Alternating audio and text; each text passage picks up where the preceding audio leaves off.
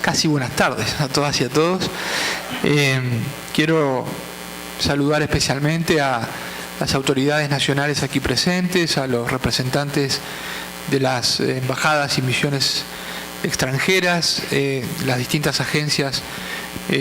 digamos, de Naciones Unidas, de UNESCO y de los demás organismos que aquí están internacionales presentes, y en particular agradecer tanto a Liliana Baliñas,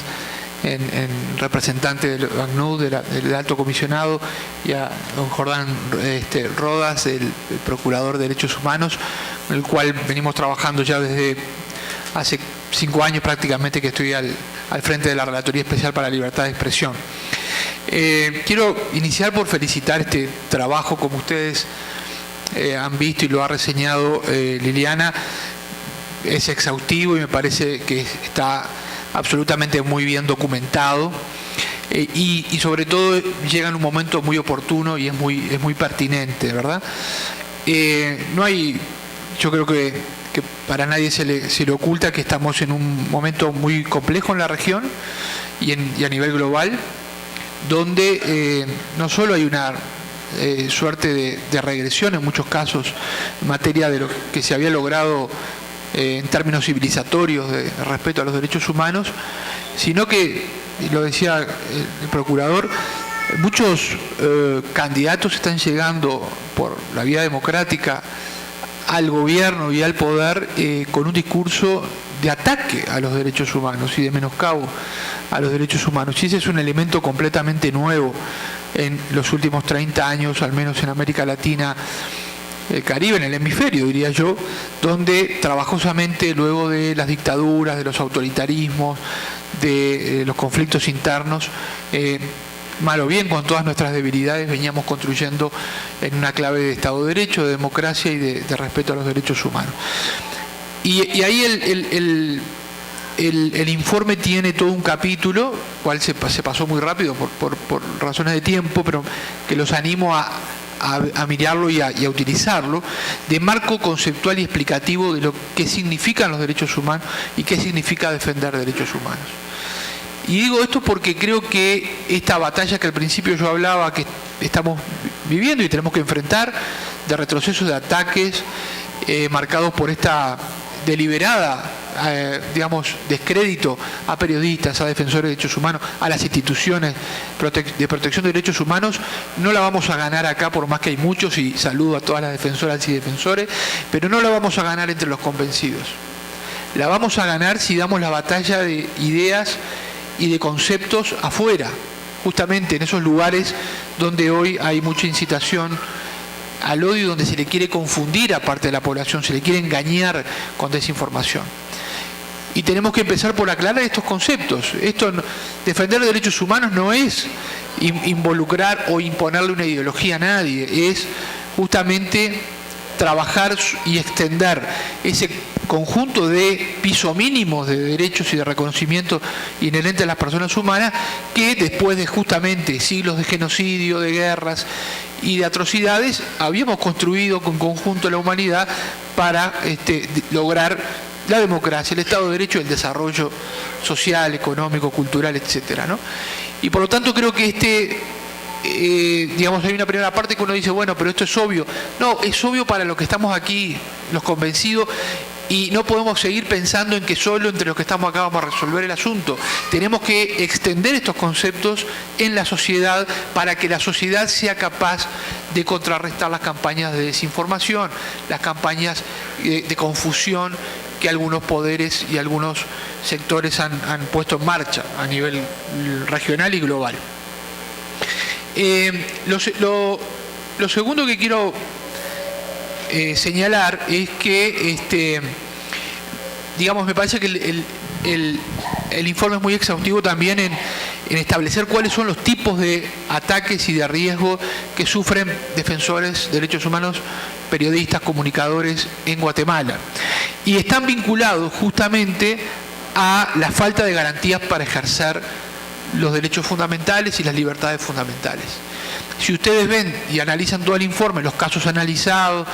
los patrones que se han sacado, tienen que ver justamente con que el Estado,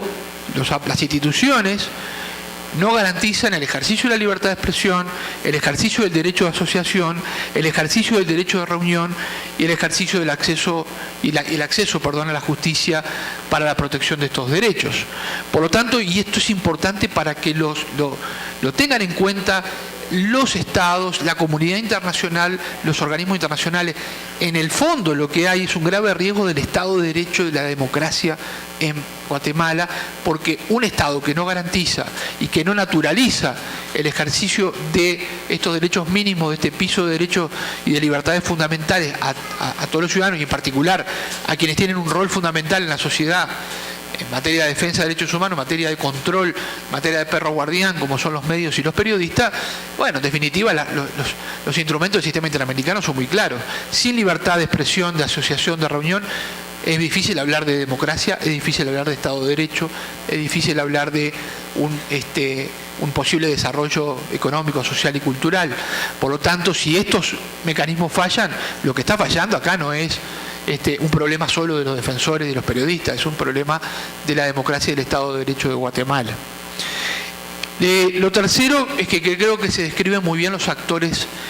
de estos ataques. Y también es una cuestión preocupante, porque hay, sobre todo en los campos de la criminalización de la expresión, del descrédito, de este desconocimiento, de este piso de derechos que yo decía recién, hay altísimas autoridades públicas que están llamadas y obligadas por la propia Constitución y los instrumentos internacionales a garantizarlas. Hay ministros de Estado, hay legisladores, hay candidatos y candidatas. Entonces esto prende todas las señales, porque si quienes están allí para justamente garantizar y defender derechos humanos son los que los atacan y los que habilitan la violencia, habilitan el descrédito, habilitan estas campañas que estamos asistiendo, creo que es muy compleja la solución. Creo que también es un asunto también de responsabilidad internacional, en este caso porque son funcionarios, no son digamos cualquiera, y han pedido el voto para justamente garantizar y defender los derechos. Lo cuarto es el tipo de agresiones que se están verificando en los últimos 3 o 4 años en Guatemala. Hay casos de asesinatos que siempre un asesinato de defensor, de un periodista, de un líder social, es un ataque también a toda la sociedad. El caso de los periodistas no es solo, obviamente, la vida y la integridad del periodista que pierde la vida, pero también el derecho de la comunidad a saber. Nosotros en un informe reciente, ya tiene un par de años, pero analizábamos un caso en particular aquí en Guatemala, el caso de Mazatenango y el doble asesinato de 2 periodistas, y decíamos, bueno, esto es un ataque a la comunidad porque se le impide el derecho a saber también y acceder a información a la sociedad, porque hay un asesinato deliberado de quienes estaban investigando y publicando cosas que algún poderoso no quería que se supieran. Y dicho de esto, y reconocimiento al trabajo de la CICIG y del Ministerio Público en ese momento, en el año 2017 fue detenido y sometido a proceso un diputado, nada menos, que había ordenado esos 2 asesinatos. Danilo López y Francisco, de medios de Mazatenango. Y justamente se trata de eso, de privar a la sociedad del derecho a saber, ¿verdad? Obviamente, con colusión con el crimen organizado, con el sicariato, con este tipo de crímenes aberrantes que lamentablemente Guatemala y otros países, sobre todo en Mesoamérica, están sufriendo, ¿no? Y lo segundo es la criminalización, el uso del derecho penal, y nosotros en la relatoría trabajamos muy fuerte, no solo en Guatemala, pero creo que Guatemala es un ejemplo emblemático de cómo las figuras de difamación, de injuria, de desacato, sobre todo cuando se trata de temas de interés público, sobre funcionarios o candidatos, justamente se usan para silenciar, para someter a procesos, para tratar de evitar que se sepa digamos lo que alguien quiere evitar, que se sepa discutir, ¿no? Y esto hoy, en conjunto con estas redes, con la incitación al descrédito en las redes sociales, no es casualidad, tenemos que despertarnos y empezar también a darle a que la gente entienda de que cuando un presidente dice todos los medios son fake news o son corruptos o los periodistas son fake news, siempre lo hacen justamente cuando sale una información que deberían rendir cuenta y no quieren rendir cuentas. Entonces ese es el ataque central a la democracia y estamos viviéndolo desde adentro, desde los que ocupan altos cargos hoy, y eso es un tema gravísimo, y este informe lo demuestra, ¿no? Cómo está acompañada la criminalización de estas campañas de desinformación, justamente amplificadas por quienes ocupan altos cargos públicos, ¿no? Y finalmente, bueno, sobre la respuesta del Estado. Y ahí también yo un poco repito lo último que decía Liliana, es decir, nos parece que hay que empezar por decir, Guatemala había avanzado muchísimo, muchos aspectos trabajosamente en los últimos 10 años, gracias a este conjunto, digamos, de actores que hoy están aquí representados. A la demanda de la sociedad civil, a la presión y el trabajo de las organizaciones, la capacidad de propuesta, la capacidad de litigio, a los organismos nacionales de derechos humanos,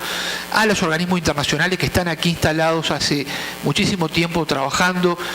la propia comisión que ha venido 2 o 3 veces ya en visita in loco, que hemos dictado medidas cautelares, que hemos hecho informes específicos sobre la situación de Guatemala, que hemos ayudado y tratado de cooperar con el Estado. No somos enemigos del Estado, eso es falso, totalmente falso lo que dicen que el alto comisionado, la CICIG, la comisión son enemigos del Estado. Tan es así que, y me parece que tenemos que ser transparentes en estas cosas. Yo ya he cooperado 2 o 3 veces en anteriores gobiernos y en con la creación de una política pública de protección para periodistas. Me han solicitado que participara y con gusto he venido, he participado, he discutido, he enviado notas técnicas, la última en marzo del año pasado, analizando cuáles son los requisitos para una política creíble de protección a periodistas. Sin embargo, hasta hoy no se ha aprobado. Y yo no la puedo aprobar porque soy un funcionario internacional, puedo cooperar, pero la voluntad política tiene que ser del gobierno y del Estado, y eso no ha sucedido, y hay que decirlo claramente. Y sí se han construido una serie de cosas que hoy están en riesgo de retroceso. La propia Procuraduría, el Ministerio Público y la creación de la Fiscalía de Derechos Humanos y la Unidad de Investigación para Periodistas, ¿verdad? Las instancias de coordinación que hay sobre protección de derechos humanos, el hecho de que el Estado tiene que cumplir con las recomendaciones de ACNUR, del Alto, de la Comisión y de la Corte Interamericana, las decisiones de la Corte para mejorar sus políticas en materia de derechos humanos, y eso está ante la juicio en los últimos meses. Entonces creo que ahí sí el papel vamos a seguirlo jugando, pero es importante, y en la campaña electoral sería importante que quienes aspiran a ocupar las más altas magistraturas dijeran, bueno, cómo van a reaccionar frente a la comunidad internacional y a sus obligaciones internacionales en materia de derechos humanos. Porque, por otra parte, y eso para finalizar es bueno siempre también volver a repetirlo, no estamos acá porque nosotros, digamos, tengamos una protección especial, ni mucho menos, sino porque los estados han ratificado los tratados internacionales en materia de derechos humanos, la carta, en el caso nuestro, la carta de la OEA, la carta interamericana, la carta democrática, ¿verdad?, que se la tenemos que exigir el cumplimiento a todos los países, y la Convención Americana de Derechos Humanos, y las demás convenciones, tanto a nivel del sistema de Naciones Unidas como a nivel del sistema sistema interamericano de derechos humanos. Así que bueno, quiero finalizar felicitando este trabajo. Creo que, como lo dije recién, es importante, es oportuno para visibilizar estas cuestiones, y bueno, desde ya quedar a la orden de todos ustedes para seguir trabajando en conjunto también con la Procuraduría y bueno, muchas gracias.